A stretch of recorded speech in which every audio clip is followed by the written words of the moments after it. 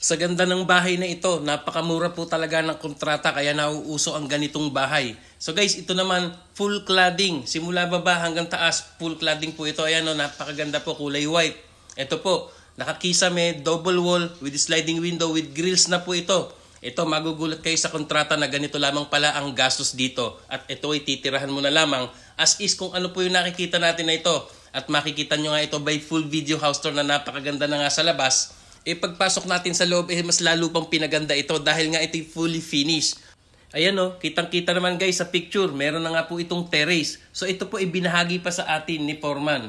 Ang bawat detalye ng mga materyales na ginamit niya dito, kung ilang cladding, ilang mga bakal, yero, plywood na mga ginamit sa kisame at mga sliding windows. Yan po, siyasatin natin mabuti at ilista po natin isa-isa para mapagbasihan natin sa ating pagpapagawa ng bahay. Kung gusto rin natin magpagawa ng ganitong klaseng bahay or gayahin ito, meron tayong mapagkukumparahan. So ito po, if ever na interesado kayo kay Foreman, nasa dulo po ng video ang kanyang FB at number or mag-comment lamang kayo dito, siya sasagot or tawagan nyo siya. So ito po talakayin at pag-usapan na agad natin yan. So guys, ayon po sa details ni Foreman. Ang sukat po ng bahay na ito ay 18 feet by 22 feet.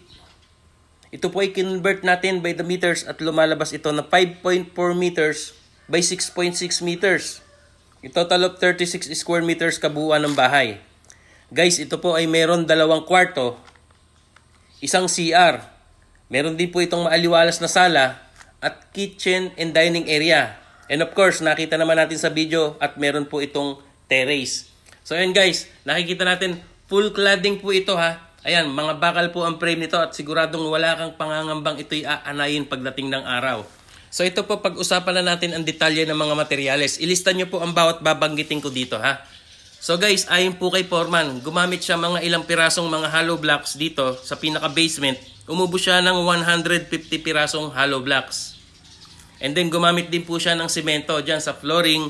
At yung ibang mga ginamit dito sa pag-asinta sa basement ng hollow blocks ay 30 pirasong semento.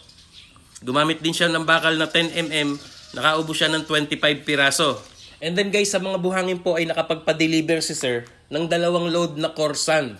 So guys, sa puntong ito, ayan po nakikita natin nagkakabit na ng cladding at naitayo na nga yung mga pamakuang bakal. So yan naman po ang ating pag-uusapan. So guys, ayon po kay Foreman, tubular po ang ginamit sa mga ibang bakal at ito po ay 2x4 ang sukat, 1.5 ang kapal, ito po ay 20 pieces ang kanyang nagamit. Yung iba dito ay ginamit po na pang door jamb, 4 na pirasong pintuan at window jamb. Yan po yung mga 2x4 na 1.5 ang kapal. And then gumamit din po siya dito ng 2x2 at 20 pieces po ang nagamit niya. So yan po yung mga bakal na ginamit. And then guys, about naman po sa kanilang yero at kung saan ito nga po ay color roof, long span, rib type. And then ayon po kay sir, bumili po siya dito ng 6 na piraso. At ito po ay 8 meters ang haba. So yan po, 6 na pirasong 8 meters ang haba.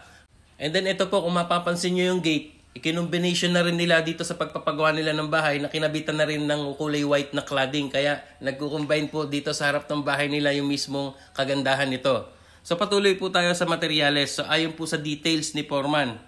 Ito naman pong metal paring na ginamit po nila sa pagpapagawa ng kisame. Ito po ay umubos ng 30 piraso. About po sa metal paring. And then sa mga plywood naman na ginamit na double wall, kisame, lahat kabuuan po ng bahay na ito ayon po kay Foreman, ito po ay marine plywood. At umubos po siya dito ng 40 piraso.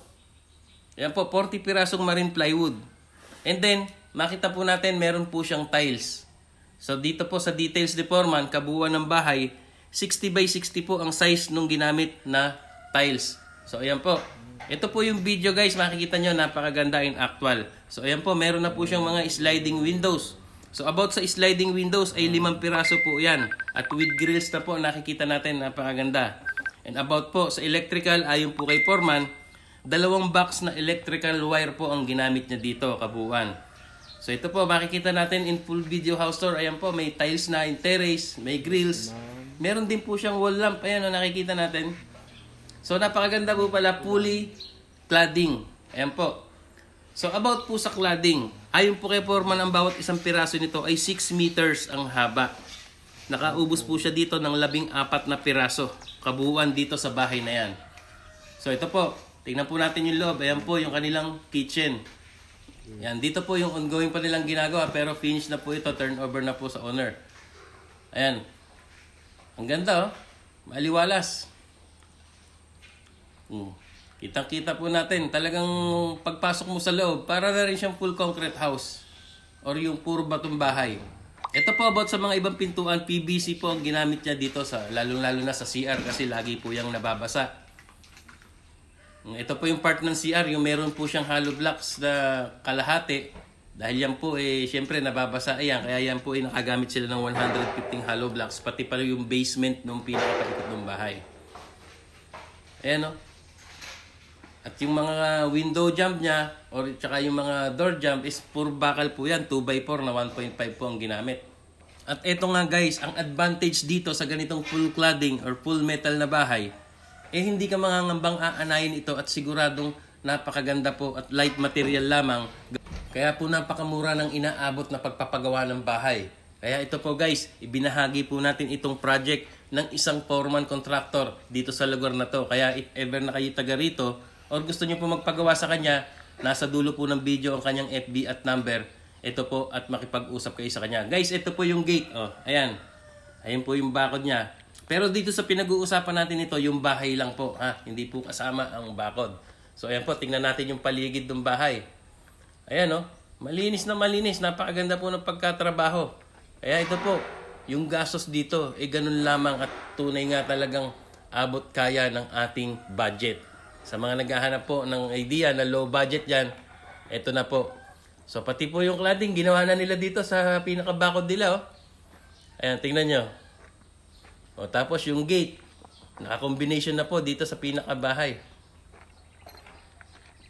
O, tingnan nyo po yung gate. Baka po ang papagawa kayo ng gate. Ayan, pwede rin po palang gawin ganito yan. Tapos ito, tingnan natin mismo yung pinaka-front yung bahay. Ayan, pagpasok sa gate, kitang-kita ka agad, bubungad sa iyo, yung napakagandang setup. Ayun, oh. Ayan na po, guys. So, ang tanong, magkano nga ba ang full kontrata dito ni Foreman Labor and Materials? So, guys, if ever na interesado po kayo kay Foreman, ito po si Sir Ruben, ito po yung kanyang FB, at ito po yung kanyang number. Tawagan nyo na lamang or mag-comment kayo dito at mag-inquire kayo. Ang kanya pong location ay sa Hagonoy, Digos, Davao del Sur. And then guys, ayon po kay Foreman, ito po, kahit saan po sa Mindanao, pwede raw po siyang gumawa. Kaya kung taga Mindanao ka, mag-message ka na kung gusto mo po magpagawa ng ganitong bahay.